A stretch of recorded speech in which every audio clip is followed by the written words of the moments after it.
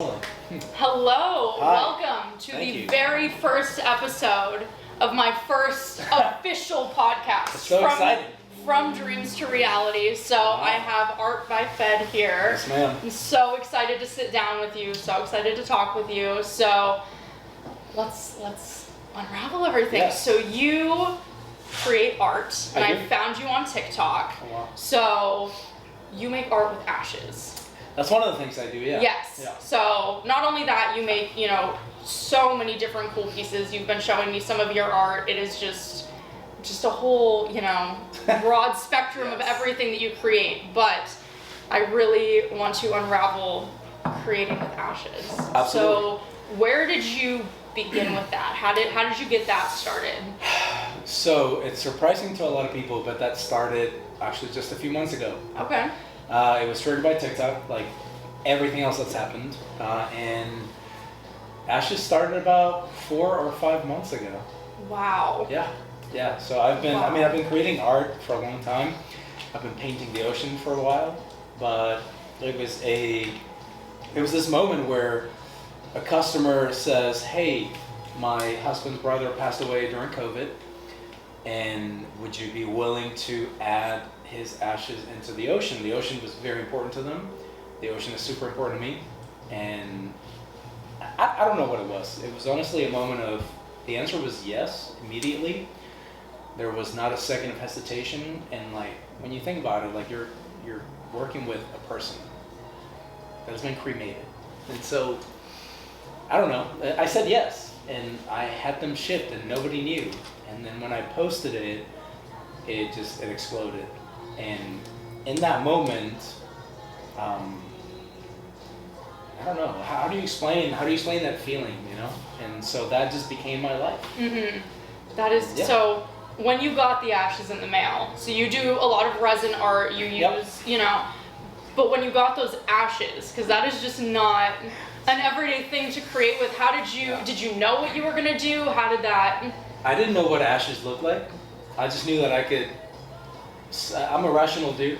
It made sense to me that I can incorporate a bunch of other stuff in resin, and I just figured, like, why not? It's ashes. I can do sand, I can do dirt, I can do whatever. So I've never seen them before. That was my first time I've seen ashes. Never seen that before either. So I saw that and I was like, everything is beautiful that you create here. We have a few pieces in front of us. So yeah, feel free. For example, if I can grab actually this just finished one this here. piece. Yeah.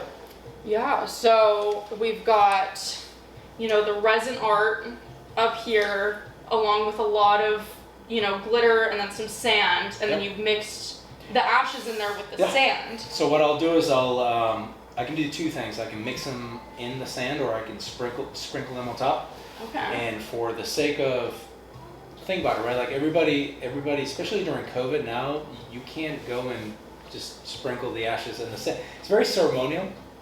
And so I actually film it so that people can actually see me sprinkling the ashes in the sand. I think there's a value to the ceremonial aspect of actually doing that. Mm-hmm. It's illegal to do right now. You can't just throw ashes in the ocean. Yeah. Sand everywhere. To me, this is like the second best thing to Yeah. that. Definitely. And the ocean is it's such a calming place. And it's just, people relate to that, and I do. It was important to me. That's why I started painting the ocean even before ashes. So, yeah. As you can see, I'm still just mesmerized looking at these. Thank you. We've been doing this for like 2 hours now, and I just cannot stop looking at them. So there are so many layers to this that you can't necessarily pick up in videos or, what I've been watching on your TikToks. So what is that process like? Like, how long does one of these pieces take you? So an art piece will take anywhere between 2 and 4 days, curing time. So there's pieces that I have back here that I have actually completed 2 days ago. But what people don't get to see is that the epoxy takes a minimum of 72 hours to fully cure. In the beginning stages, I've made the mistake of shipping them quickly, and then when I've wrapped them, you can see the layers of like the bubble wrap on it. So over time you learn. And it takes, so I will let them sit for 3 to 4 days after it's done, just to ensure. If your ashes have been sitting in a mantle for years, an extra day right? I'm not willing to risk something that important, of course. So like, of course. that's gonna, like, I want to be able to like ship them to you, and I want you to see them, but an extra day to me is important. Of course. To not brewing something so important. Definitely. Yeah. So with a standard piece, like this, for example, how different is it? Because this one here is just resin art, correct? Slightly different. So that's actually called a bloom technique. Okay. That is a Australian artist. Her name is Sheely Art. And in the process of creating, you find artists that inspire you. I had never seen what she does. I have never been able to get the cell creation that she gets, but I bought the course. It's the first time I've ever spent money on anything art, and I just wanted to copy that or like try to duplicate it. The one piece that I was able to get as close to it as possible, I sold immediately, which is crazy. And I think these are a way of expanding what I do and who I am. There's other pieces around the house that are abstract. Abstract is what I naturally am drawn to. Until I found resin art in the ocean, and then when I found the powders that I use, they are by a company called Win Modern Art, and I became an ambassador. Anyways, there's more to that story, but before all that, I found them, and I just immediately thought, what if I could bring the ocean to life? When you see these powders and the light hits them, it changes the perspective of what you're looking at. And the camera doesn't pick that up, right? Like, so a video on TikTok is really cool and Instagram is cool, but like when you actually see them, they're which I experienced today, and it is an insane experience to just sit here and be able to see all of those layers and obviously it's a part of the resin process, but what inspired you to do as many layers as you do? And I've done anywhere between 2 and 6 layers. It can get really heavy, so it's not as conducive to being able to do that for somebody else. But if you were to look at the ocean from above, you can see depth. You can see things that you don't see if you're on a boat, for example, and you're just cruising. You don't see the same things that you would see from above. Absolutely. All of the drone footage that you see today, it shows you crazy things that if you're in the water, you don't get to see. Definitely. And I just love that. And so I wanted to find a way to duplicate that. I spend so much time fishing in the ocean, like my tattoos are, I'm covered, but like that's what they are. And it's just important to me to spend time in the ocean and wanting to pick that up. Yeah. I guess that's what it is, like I've always been such a like business-driven person and always like straight and whatnot, and when I'm in the ocean, I'm with my friends, and I am in a place where you could be on a boat for 8 hours and not catch anything, and I am as happy as I've ever been. And so I think bringing this to my art was like a natural progression. Yeah, so, definitely. It shows a little bit of you, and I feel like it really, just looking at the art, shows the depth of the ocean and everything. Thank you. So I really, really am just mesmerized by it. I can't even think of another word. Like, it's so amazing to just look at. So you have, just I guess your standard piece that you work with ashes on, which is just going to be your, Yeah, the ashes are like taken piece. over. Yeah, like so I could incorporate the ashes into anything, but I feel like the ocean is important to me. It's important to a lot of other people for many reasons, and Absolutely. so it's just become the natural progression. I get requests for mountains and golf courses and all kinds of stuff that I don't do. And I have people that I can send my customers to. Absolutely. But could I do a mountain? I'm sure that I could, but I'm just not willing to practice with somebody's cremated remains. Of course. Like, do you know what I'm saying? I feel like it's such a special thing that you don't want that to be what you're experimenting with, which it's is not going to be understandable. And the capacity to say no to people, it's very difficult for somebody to tell you their story that's really impactful, and you have to say, hey, I don't do that. I'm not a hyper emotional person, but like that gets to me. Definitely. And I'm reading like hundreds of stories on a weekly basis. And out of 100 people that reach out, I'll probably have 2 or 3 orders from that. That's a lot of no's. Definitely. Before that. Definitely. It's difficult, but So, whenever you get the ashes in the mail, you also get a letter and a photo. Yeah, that was my.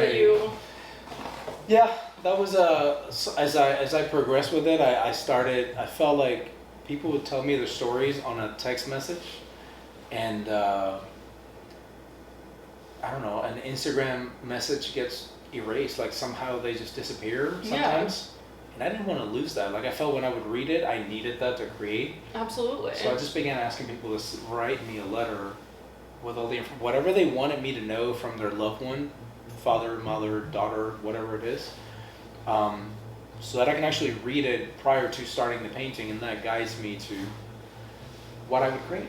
Absolutely. And so not only do they get to send a photo, a letter, and those ashes, we have pieces like this one over here that I'm gonna grab. And these seashells here aren't just seashells that you found. These were sent into you. Yep. Yeah, so the person that sent me this ashes, they also collected sand from different parts of the world. So we have Bermuda pink sand, we have Cape Cod, and the person whose ashes are represented in here they would collect shells. And they have a very small amount. I'm gonna get a picture like a daughter who's got their parents' ashes, and they only have five shells from what their parents collected, and they want that incorporated. So like, I don't know, to me, like somebody trusted me, they saw a 1-minute video on TikTok, and they're sending me their mom. I don't know. I know, that has to be... Look, that's a whole other conversation, but yeah, that's... such a special thing. I don't know if this is the time, but I want to tell you this. Like, to me, this has been the one question or the one thought that I can't get over. I watch a ridiculous amount of TikToks. Like, I live in that, that app. Like, it's out of control. And I see things that are super funny. I have a ton of recipes saved. There's all kinds of stuff. Of course, you can find everything on TikTok nowadays. And I've never thought of giving something so important to me to somebody because of that. Yeah. Like I've bought products and cool stuff, but this is like their mom, their son. I recently made a turtle memorial with a 12-year-old boy. I saw that on your TikTok. Like, you're sending me your 12-year-old son, and sure, it's an ounce or 2 ounces, but like that's them. Yeah. You've never met me, you've never seen me, you don't know me, you don't know who I am. I'm a dude in Austin, Texas, right? Like, luckily, I like to think that I was raised properly, but I'm a 36-year-old guy in Austin, Texas, in my house. Like, this is where we are, and you, in a 1-minute video, how does somebody trust me to send me their loved ones with a 30-second or a minute video? Like, I get chills. I still do. No, I definitely. don't understand it. Definitely. Well, I feel like it's because all of your videos just come off so genuine, and you can just tell that you absolutely love what you do, and on top of loving what you do, you love being able to create something so special, and you understand how special it is for so many people that you're, changing their lives, being able to, instead of just seeing, ashes in an urn, they're seeing a beautiful piece that can remind them of that person. And I feel like it just makes it so much more special to see that, even if it's just in a minute-long video, and just seeing how genuine you are, sharing their stories, and sharing the art pieces that you create with everybody. It just makes people be able to trust you so much more. I think that's the goal. A lot of what I've done has changed over the last couple of months. It's funny because things change so fast in the social media world. What I thought I wanted to accomplish, I always had the dream of being an artist. Let me rephrase that. Always. Since I started doing this and gaining traction, I always thought of how cool would it be if I could do this for a living. But who changes like their entire life? So before this, I was in a 6-figure career, very successful. I was well regarded in my company. And I was doing really well. I love what I do. I never knew I could find love in that business world, but I did. And like everybody does something on the side. It doesn't mean that's what they're going to do with their lives. And like at 36, you're like, okay, are you really just going to drop all of that to paint? And I did, and it's just been crazy ever since. But you just don't think that way. And I think maybe I found something that wasn't directly being done before. People get their ashes in tattoos. You can add them in glass. But I thought this was a little bit different. There's resin artists all over the world, and like why is this being so specific? You know, like why is this catching on? So maybe I found something. From what I hear from my customers, people are really happy with what they receive. I think that's super important to me. Absolutely. I get the reveal. I always want to see. I ask for this because I think. I mean, that's what makes it so much you know, more special like, too, I want to because you see your care. reaction. You care that it gets to their house and they're. It's COVID. You know? I'm not handing it to you. Like, exactly. Or you're in New York. I'm not. I can't. Exactly. So I love seeing them. It's fun to see people that are never on camera. Like they purposefully film themselves, and I could, you know, they're not comfortable doing it, but they're doing it for me. Absolutely. Why would somebody care? But like we're forming that connection in such a quick amount of time. Well, you did something so special for them, but then you're doing something just as special for you, being able to show you those videos and show you those reactions, which I think is also, part of the whole, process here, which I think is so cool. So, obviously this is what you're doing right now, but you started art back in 2004. So I was a baby still. I feel, oh my goodness. Wow. That's crazy. That's scary. So you were here creating just right off the bat you showed me some of your first pieces, and like that's just mind-blowing to me that from the start you created some incredible things, like you were just drawn to it. So it's funny to me that, okay, you would say that, but I was sitting in a gelato store that was a family business, and I was there all the time, right? I would make the gelato, and we had a lot of free. I had a lot of free time there. It was an amazing business, but it wasn't like super successful. Like we weren't killing it. We didn't truly know what we were doing it. I always found it funny because my mom was a dentist, so to open an ice cream shop, I would always joke that she would purposely do that, Definitely. to get more customers. That's so funny. But where this all started is we have friends in Argentina, that's where I'm from, that gelato is normal ice cream to us. That's what we know as ice cream. So like American ice cream isn't a thing in Argentina. The Italian version of that, which is gelato, is. And so it always felt like a more elevated type ice cream, just the way that it's made and all that stuff. So we wanted to open she wanted to open a fancier, if you would, ice cream shop. And we opened it in a really high-end part of Florida. Have you ever heard of Don King? Yes. Yeah, the promoter. He was my customer.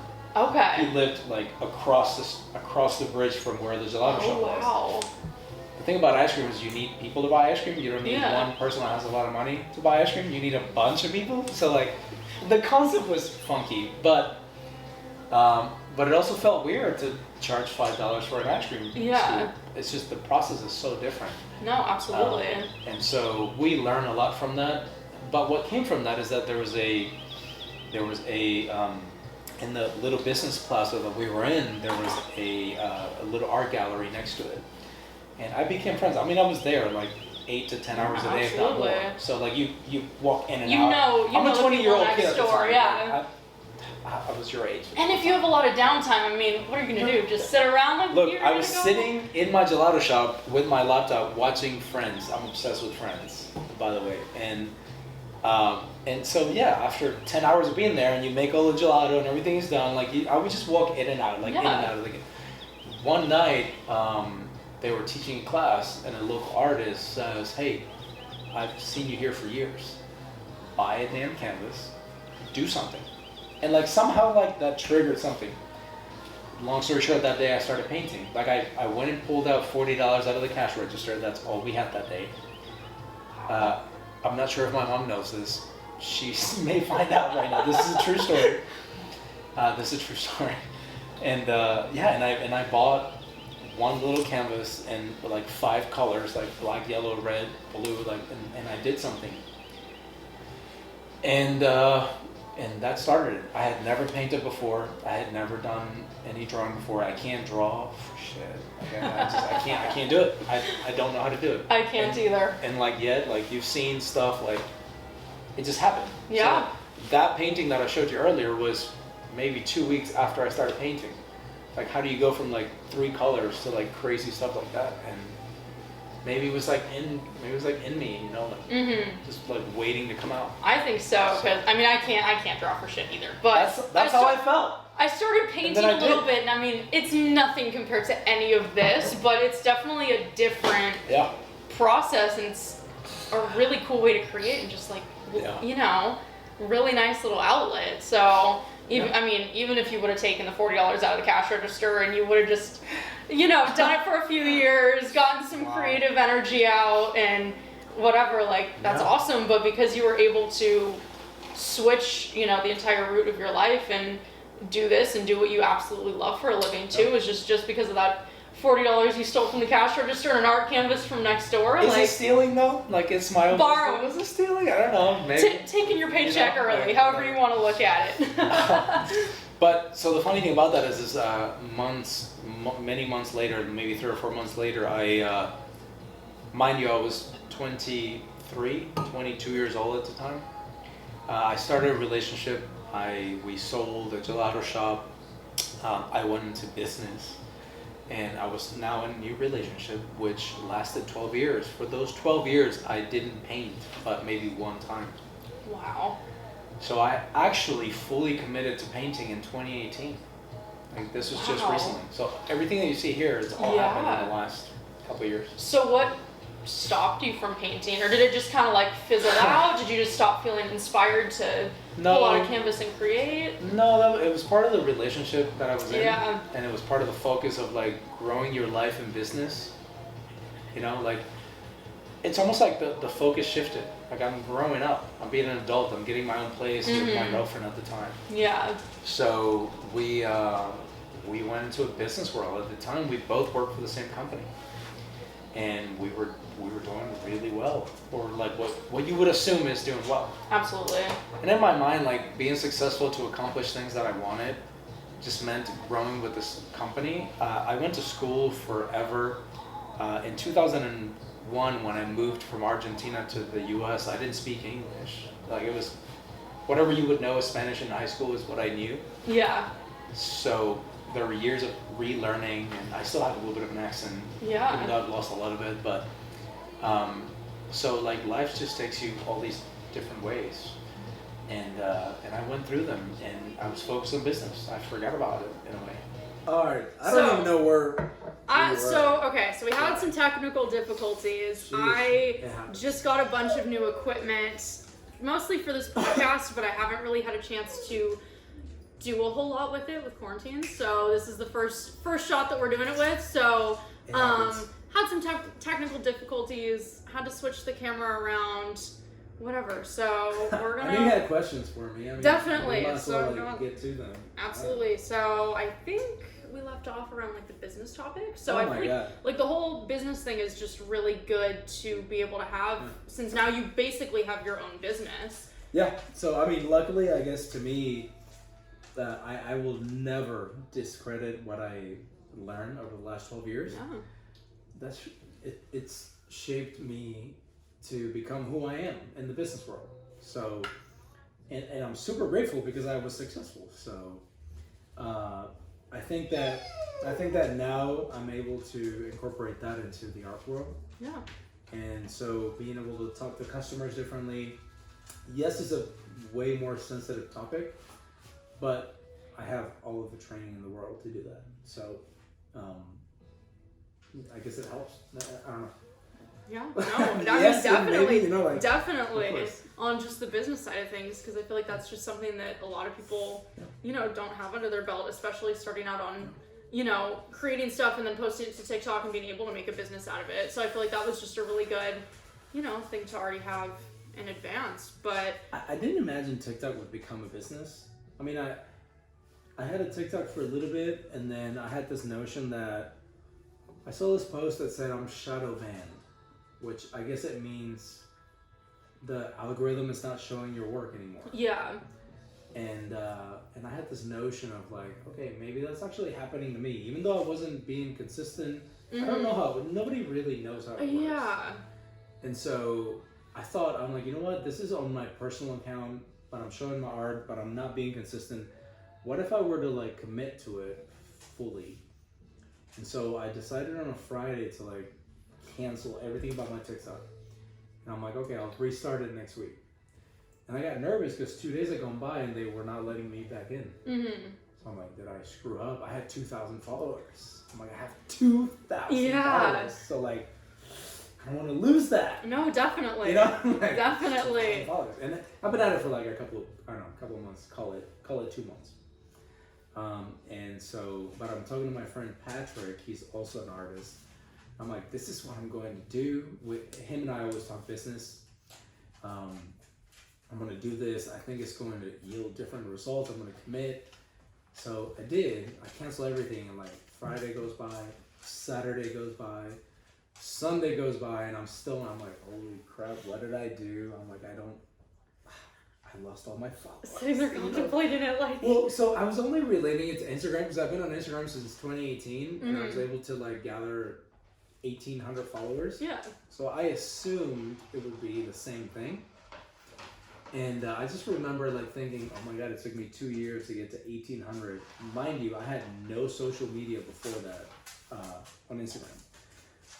I assumed TikTok would be the same thing. And then Monday comes through and I'm allowed to post again. So I'm like, okay.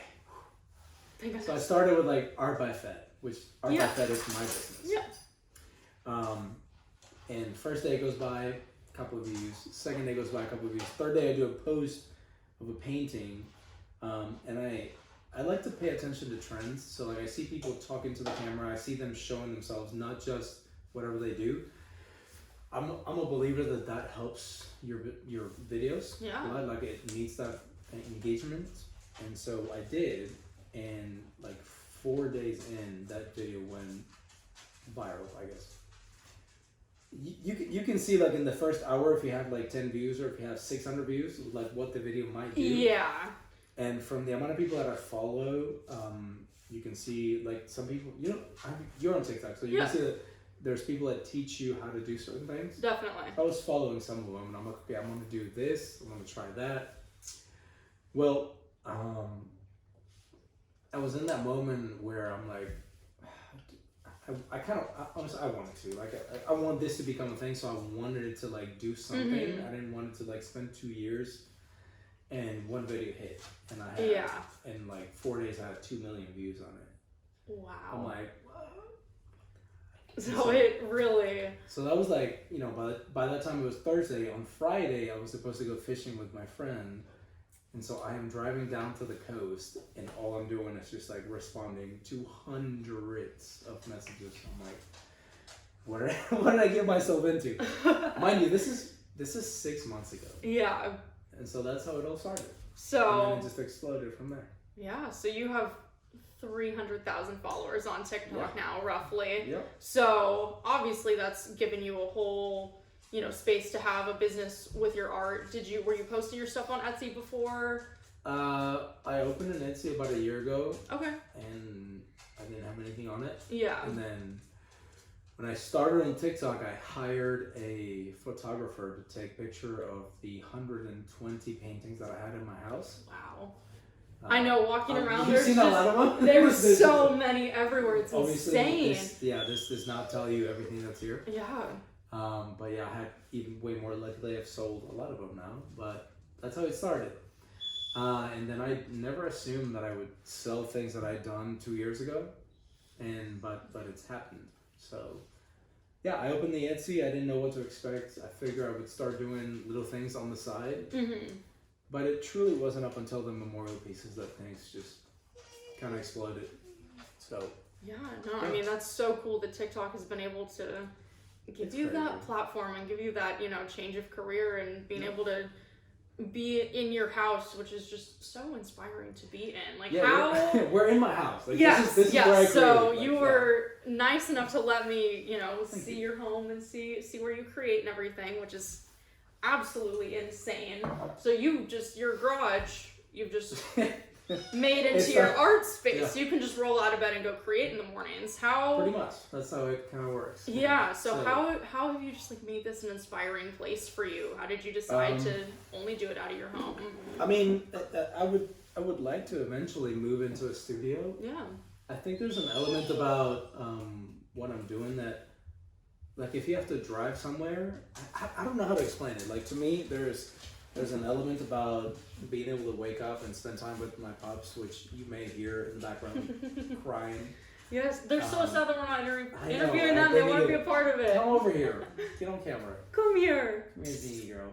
Yeah. Okay, Just fine, whining. fine. So, a lot of what's happened was with the purpose of changing my life for the better. Mm-hmm. And so, for me, there were a lot of things that were not maybe right in my life, and I needed to change that.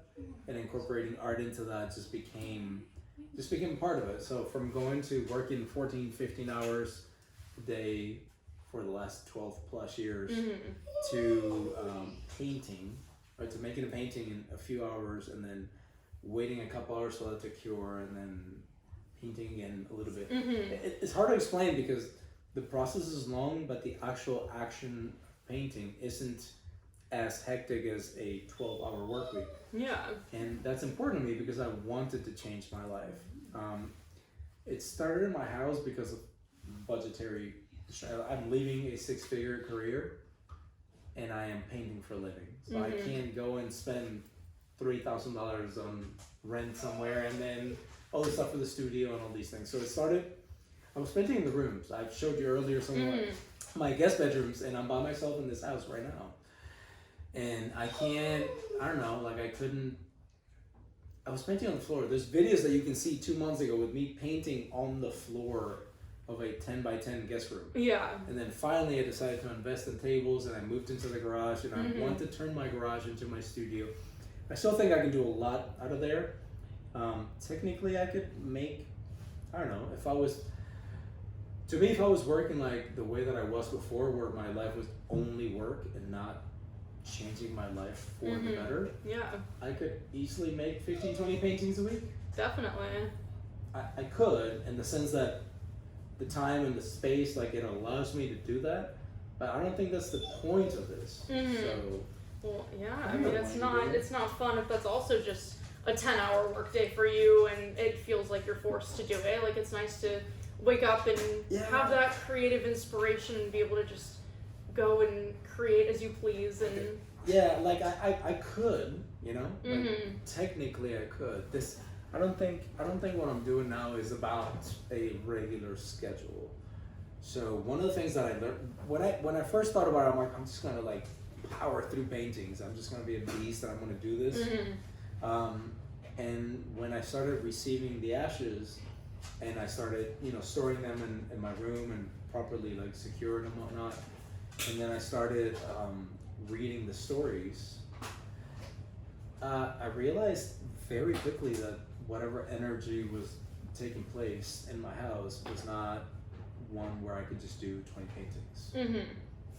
So I am currently doing about 5 or 6 paintings a week, which if you ask any artist, they think it's insane because nobody paints that fast. Yeah. But epoxy allows me to do that. It's a faster process. But if I'm being honest, like, there's plenty of times where I've gone through 2 or 3 paintings and I have to step away for 2 days and I literally can't it's my garage, like my door is right there. Yeah. And it's 2 days go by and I can't walk in there. You know? Definitely. I don't know, but I'm also not going to create your loved one's memorial when I am not in that state of mind. No, absolutely. And I feel like that makes it really special too, but also that nobody's forcing you to have to get up for 10 hours a day and go do it. Like, you're able to, you know, take those 2-day breaks whenever you need them. And I want to be respectful to the timelines that I've given people, which I know they're like surface timelines because I can't. But if I tell you like it's going to be a month, I don't want to go 3 weeks after that month. But if you've had your ashes sitting in a mantle for 3 years, 2 years, an extra week is not going to do anything, and I understand that. So I'm in that balance of being respectful and also like not just sitting there because it's easy to just get caught up in like, oh, I'm in my house and sort of chilling and like, no, definitely. I can wait another week. But if I can't walk into the studio for a day, like I'm not going to, because what's going to come out the other end is going to be forever something that was forced as opposed to something that I truly felt I could connect with. Absolutely. I want you to understand that this is not who I am as a person. So like I'm rediscovering myself. Like that I could have eaten 8 months ago. I would have been like paintings. Yes. Just like boom. Here's 12 paintings. I'll deliver them tomorrow. Yeah. You know. So I'm finding a side of me that I didn't know existed, basically, which is kind of bizarre. So Yeah. No, that's where we are. I don't know. That's amazing, though. It's amazing. It's so awesome that you're able to do that. So you currently live down here in Austin. I do. So what, in my opinion, the city is very just inspiring city. and fun. And every time I come down here, it's just, I don't know, I just have so many like creative ideas, and I don't know, what about Austin has kind of changed how you work and how you are as a person? Austin is an interesting city for me. So I am a hardcore deep sea fisherman, which you can't do here. Yes. Right? Yes, definitely. I have a fishing team called Real Dreams in South Florida with a friend of mine who's a boat captain in Key West. We used to work together. We used to fish every Thursday together.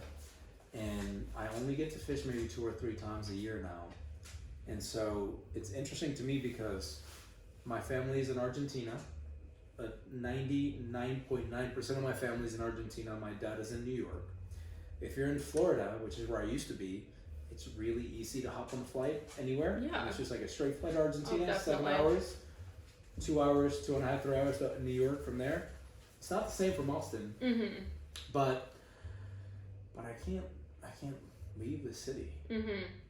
I try. I've done a few podcasts. I've talked to people. It's oh my goodness, these follow. Yeah, I can't leave. I don't know what it is. There's something about the city that just keeps me here. Yeah. It's art, obviously. So I'm a major foodie. I cook all the time. I love going to restaurants. The people, everything about the city is wonderful. I try to answer this question. I don't have it. It would be really easy for me to be in South Florida, West Palm Beach, Fort Lauderdale, all that area. I'm surrounded by the water. Anybody that I've known for the first 14 years that I was in this country are there. Everybody's there. And yet, here I am. And I'm by myself. Yeah. With the crazy dogs that you just heard. And I can't leave. I don't know what it is. Yeah, well, what made you like take that jump from Florida over to Austin? Well, that was all part of my previous life in the business world. Okay. So I was getting promoted. So I spent 2 years in Louisiana, in New Orleans, and then I seeked another promotion with a person that I wanted to be sort of under, develop under. And I moved here. The funny thing is I moved here for that person. Like people tell you not to put all your eggs in one basket, and I did, because I knew exactly what I wanted, and I got it. And I moved here, and 6 months later, this person was gone somewhere else. So, yeah. Anyways, but I stayed, and I didn't care about Austin. I just care about this person. I wanted to be developed under them. Absolutely. And then I found the city that's just an awesome city. So. Definitely. So, I mean, sometimes moving for work just takes you to the you best know, place you you've don't know. ever lived. Yeah, you don't know. Yeah, which is just awesome. So so when did you originally move down here? I moved here in 2016. Okay. April 2016. Definitely. Yeah. All right, so you've been here for 5 years or so. quite a while now. So you've kind of seen the city before COVID. Oh yeah. Obviously, everything going on now. How has that changed stuff for you? Has it changed how you're able to do your art and things like that? Like, how have you been surviving through the year? This is a difficult topic because COVID has been better for me than you know. Like, it's hard for me to talk about it because most people are going through a really tough time. Definitely. In my company, I went through months of like half pay cuts, and we were doing all the work, but we were getting paid half. Yeah. But I really like what I was doing, so like, you know, like I had At the savings. time, And then with that time, I was getting into TikTok and I was getting into art, and 2020 was a great year for me. So it's difficult for me to like, you know, like when you talk about that, it's not something that I don't want to like bring that up in a way because most people suffer through it. Yeah, and absolutely. I had the opposite. Like it exploded for me. So I could get into the arguments of like I did a lot more than somebody else did, and I didn't just sit and did nothing. I didn't have a check from the government. The thing didn't exist for me, so I had to do something else. Yeah. It's difficult when you get used to a standard of living and that gets cut in half. Absolutely. So I felt that. I'm 36 years old. Like I have, even though I can survive with things, when you get used to a certain level and that gets chopped in half from one day to the next. Yeah, absolutely. It's a hit. And still having to do, Yeah, those I mean, really long I'm work still days and doing everything. all of the work. So, but because I've spent 12 years developing myself differently in the business world and helping others develop into seeking opportunities and looking for that moment, I think that helped me. I mean, I wholeheartedly believe that it did. And so that's when I made the decision to commit to TikTok. I saw an opportunity. Have you heard of Gary Vaynerchuk? Like he talks about. I think so. He's one of those guys that are the people that talk about business and the world today. They're super famous.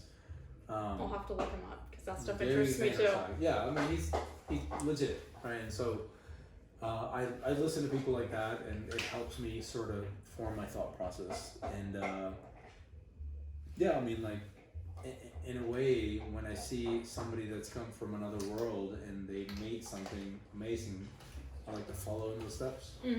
So I have dual citizenship between here and Argentina, and it's very hard for me to see people that do that and then they take it for granted. And they don't speak another language, or like people that are from Mexico or a South American country or a Central American country, and they never get a chance, or they just never try. Either way, some people just don't try, and other people really just don't care, and other people just don't have a chance. Yeah, absolutely.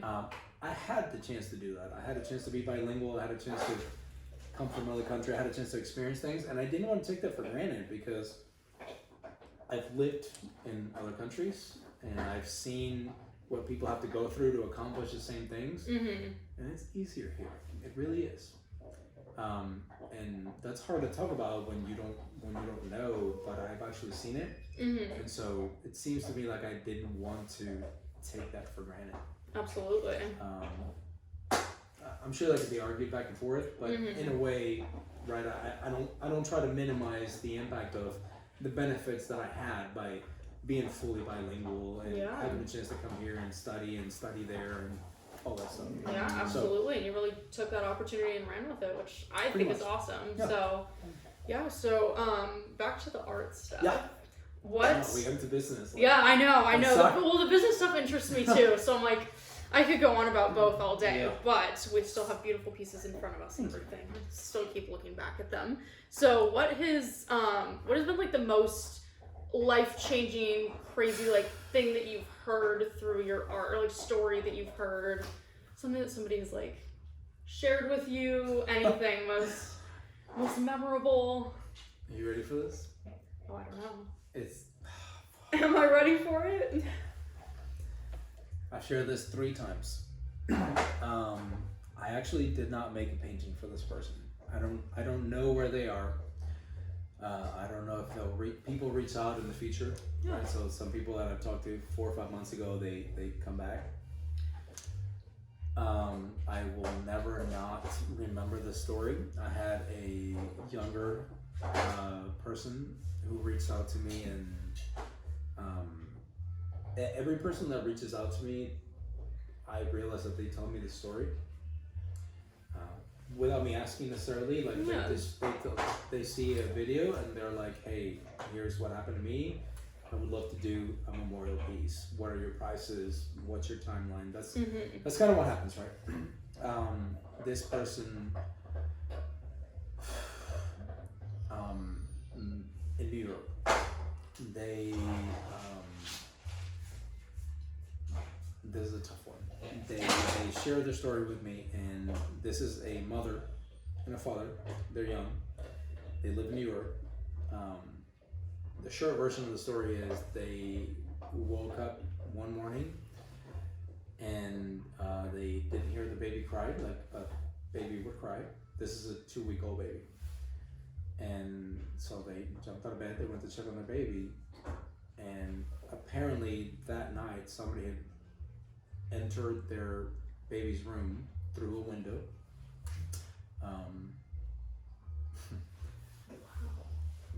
They slit the baby's throat, the baby bled out, and that's what they walked into the room to. Wow. This is a true story. And I read that story on my Instagram stories, and I'm like, I can't get over it. Wow.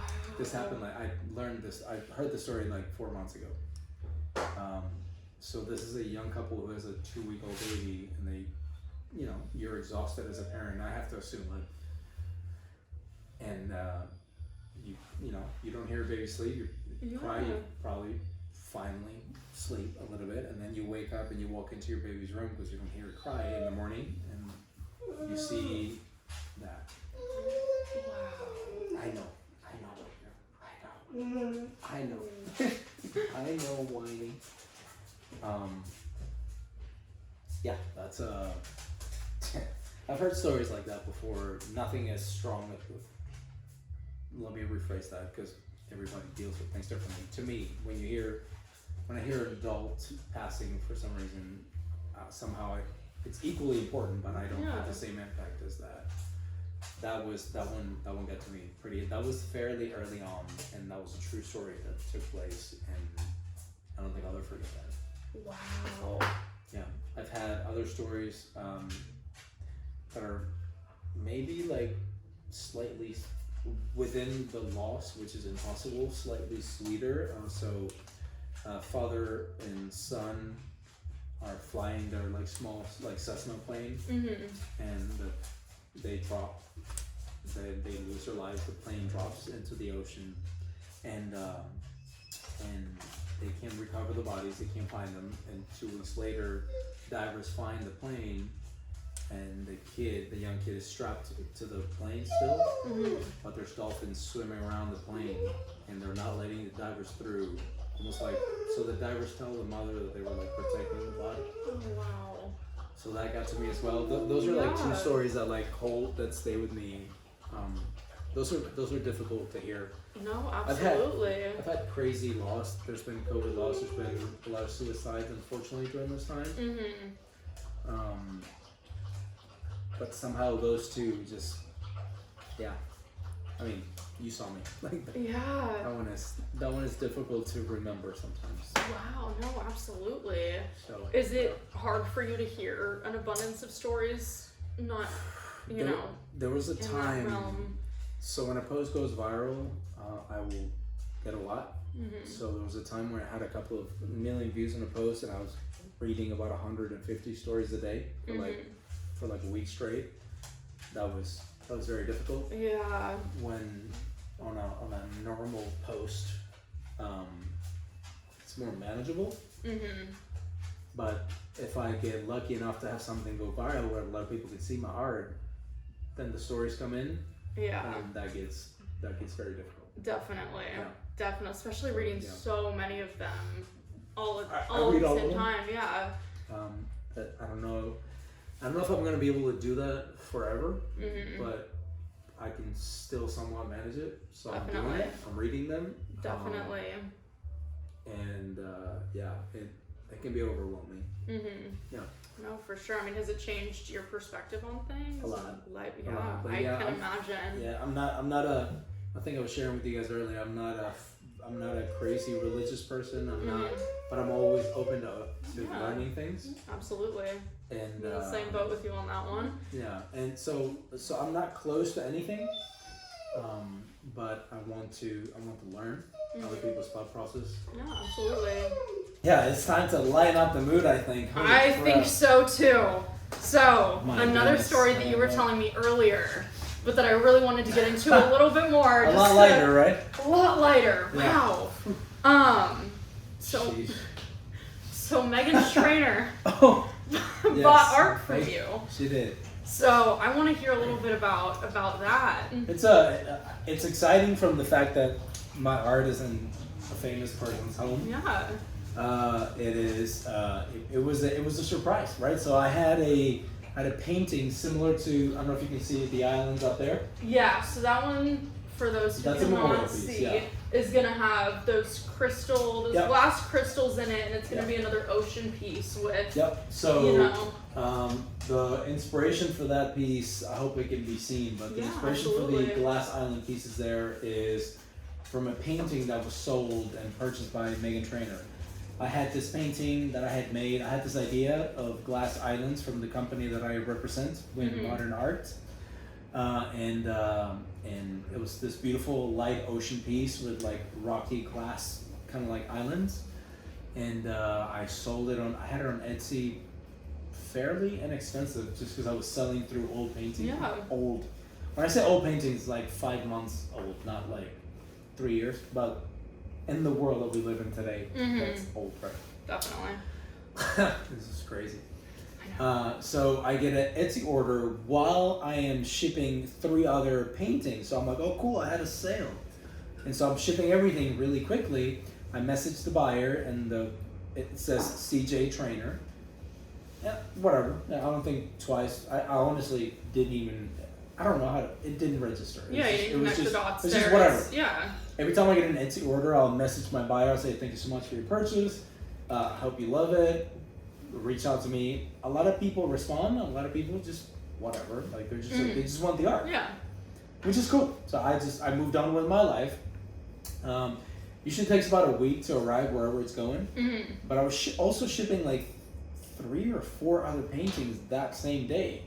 So I go to FedEx. I do my full blown shipping. All the orders are out, and I usually wait if there's a, if there's a memorial painting, I'll get a video with the reveal and whatnot. Well, in that time frame, I had a 2-day, very quick trip to Colorado with a friend of mine. We're just snowboarding, and I haven't been snowboarding in 20 years. I'm super focused on that. Mm-hmm. I'm in the mountain, right? Yeah. I get off the mountain, and I'm driving back to the hotel. We get to the hotel. My friend goes to the shower because we're about to go eat. We've been in the mountains since like 8 in the morning. This is like 6 p.m. So I am exhausted. I'm starving. I got my butt kicked all day. Like I was in pain. I like injured my like it was. Definitely. I haven't been in a mountain for 20 years. I It was can good. only So, imagine if I went snowboarding, it would not be pretty. So definitely. I snowboarded. The last time I snowboarded, I was in the Argentinian military. And I was like 18 years old. So it was like 20 years. Plus. Yeah. So I'm grabbing my phone. Mind you, I'm obsessed with my phone. Like I'm on my phone 24. This is the first time that I've been away from my phone for that long. Well, I'm So sure it was a nice little break. It was a too. good break. I didn't, Yeah. You can't. You're in the mountain. You can't do it. Right? No, Like, absolutely. It's just- not even an you're away. option. Yeah, it's just, Yeah. you're out. Like the phone is put away. So and I'm driving through the mountains on the way back at night, so I'm not looking at the phone. So I gotta Definitely put it not. away. I get to the hotel. We do all that, and I'm looking at the phone. I'm like, I have like 4 or 5 tags, and I see a little blue check mark, and I'm like, that's a verified account. And then I read Megan Trainor, and as I'm reading that, I see my picture, like my painting, and I'm like, it doesn't register, right? So I'm like, no freaking way, like no effing way. And then I see like I'm in love with my new painting by Art by Fed, and she tags me Federico Portalupi, that's my full name on Instagram, Mm-hmm. which is like my full name.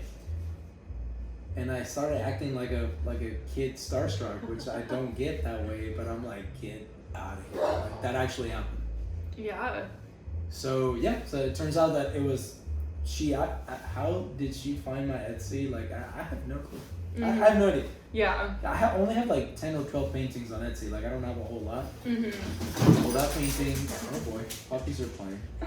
Yeah, so like that actually happened, and she bought a painting from me. Yeah, which I think is so That was cool cool. that she went out of her way to take a picture, share it, but then also find you and tag you in it. Like, I think that's This is my life, by the way. so I awesome. don't know if you can. I don't know if that's the thing, but like, that's my life. Like dogs Creating playing in the dogs background. playing in the background. That's so it's gonna happen. You guys are getting a taste of like my life. Right? Exactly, which is all about what we're I mean, about that's what here. we're here But for, yeah, right? exactly. Nobody gave me a professional studio to do this, so. No, we're in my kitchen, like it is now. That's what's happening. I don't know if this is how podcasts are done, but that's what's happening. You crazy pups. That's so funny. But yeah, so that's what it is. yeah, so the inspiration behind paintings with the glass, crystals and whatever. How did you come about that? I mean, that is simply products that the company that I'm an ambassador for, Good Modern Art. I'm a sponsor for them. I'm an ambassador for them. And whenever I receive products, I want to use them in the art. And I just had this idea for like islands. Yeah. I wanted to create islands out of this beautiful, beautiful glass. And that's how I started. And then ever since, to me, I think it's important to be able to create things for myself. Because when somebody sees my memorials, they may not have a full spectrum of what I can do. They only see they might see one post and they're like, I want that. But if you follow me for a little bit, you'll see a bunch of other stuff within the ocean spectrum. And there's just more than just like a plain sand. There's more to it. And some people love that and they want that, but they wouldn't know if they don't spend enough time looking at it. So I like to create things for myself to give people an option to see more than just, it's not a regular ocean because, it's pretty realistic looking, but there's more to it, is my point. Absolutely. So I like to show it. I also think it's important to have a moment for me to create so that I don't just get caught up on doing orders all the time and have my own creative process be a part of it. No, So, definitely. Yeah. Definitely, but it's so just inspiring to be Thank you. here with everything just surrounding me. It was just such a cool it's my environment house. to walk into. It's nothing crazy to me, I guess, but it's my house, so you're not walking into any revolutionary. You're in my kitchen, you're in my living room, and this is where I create my art. This is Definitely. Well, not only are you creating art on canvases and things, you've redone your entire wall and I did. added. Yeah. So what was this the process of adding to it? If you spend any time on TikTok, you'll get caught up following 1,000 people that do cool stuff. Definitely. I happen to have friends that are very talented as well, and they, maybe I have a thought process, and they are the push that you need to do stuff. I honestly would have never done this by myself, but my friend, her name is Erica, and she's also very talented, and she's like, let's do it. And I'm like, I'm like, okay, let's do it. Yeah. Once you start, you can't turn back. Definitely. Yeah. Yeah. So this is a wall that you've added boards. Yeah, they're 1 by 2s. So that you have more, I want texture, I guess. Yeah, I want the house is starting to look okay, nice, and I just want to have a feature wall. So I don't know, we follow stuff on Instagram. We had similarities in what we like, and I was like, let's do it. And she was like, yeah, let's freaking do it. And we started. We went to Home Depot and we bought a nail gun, and we started going at it we did. I feel like these moments are important because people want to do all these things and they feel like they can't do them. I have never done this. Yeah. And we did. Definitely. There's no tutorials. She's a graphic designer, so she drew the whole setup before. Yeah. That I could have not done, but honestly, when we came to the wall, what was drawn changed. So I feel like you can still do it.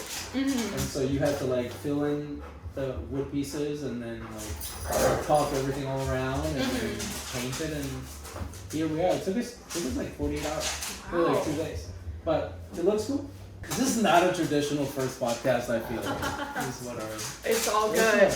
It's all good. I think it was really awesome. It was really cool to be able to sit down and talk to you and kind of pick your brain about the art more. It's my house. So this is what would happen on a day to day. So you're getting to see a little bit of me. Exactly. So I think it's awesome. Well, thank you for letting me pick your brain. It has been so much fun. This has been my very first in-person sit-down interview. So I'm super excited about it. But everything will be linked below, but where can everybody find you?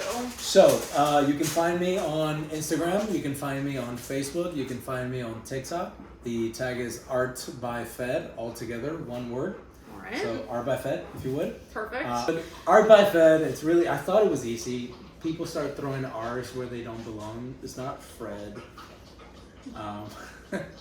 She's laughing because that happens all the time.